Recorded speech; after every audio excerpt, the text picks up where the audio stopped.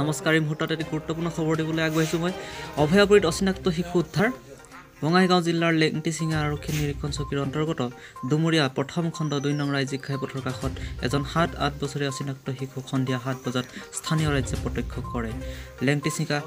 লেংটিচিঙা আৰক্ষী নিৰীক্ষণ চকীক খবৰ দিয়া আৰক্ষীয়ে উদ্ধাৰ কৰে আৰু বৰ্তমান লেংটিচিঙা আৰক্ষী নিৰীক্ষণ চকীত ৰখা হৈছে শিশুটিক।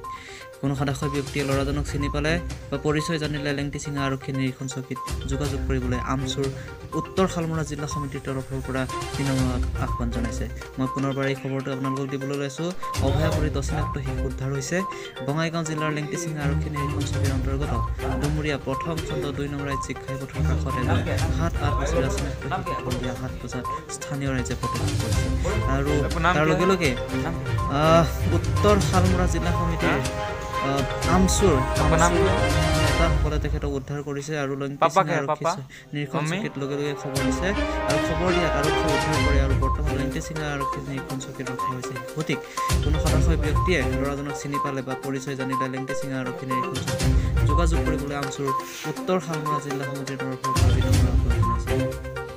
আজি সন্ধিয়া অনুমানিক ৭ বজাত আমাৰ লেংটিচিঙা আৰক্ষী নিৰীক্ষণ চকীৰ অন্তৰ্গত ডুমুৰিয়াত এটি ৭-৮ বছৰীয়া ল'ৰা শিশু স্থানীয় ৰাইজে প্ৰত্যক্ষ কৰি অনাই ঘূৰি থকা দেখা পায়। লেংটিচিঙা আৰক্ষী চকীত যোগাযোগ কৰে আৰু লেংটিচিঙা আৰক্ষী চকীৰ পৰা শিশুটোক উদ্ধাৰ কৰি বৰ্তমান লেংটিচিঙা আৰক্ষী চকীত ইয়াতে ৰখা হৈছে। আমি হয়তো বিভিন্ন মাধ্যমত আমি যোগাযোগ কৰিলোঁ, কিন্তু এতিয়ালৈকে শিশুটোৰ কোনো সংসূত্ৰ উলিয়াব পৰা নাই, আৰক্ষীয়েও ওলাব পৰা নাই। তো ল'ৰাটো মানে এনে কোনো ধৰণৰ লেংগুৱেজ ভালকৈ ক'ব নোৱাৰে, নিজৰ পৰিচয় ক'ব নোৱাৰে। এটা শব্দ কৰে, সেই শব্দটোহে আমি শুনিবলৈ পাইছোঁ, কিন্তু কোনটো ঠাইৰ হয় বা কি ভাষা তেওঁ কয় একো গম পোৱা নাযায়।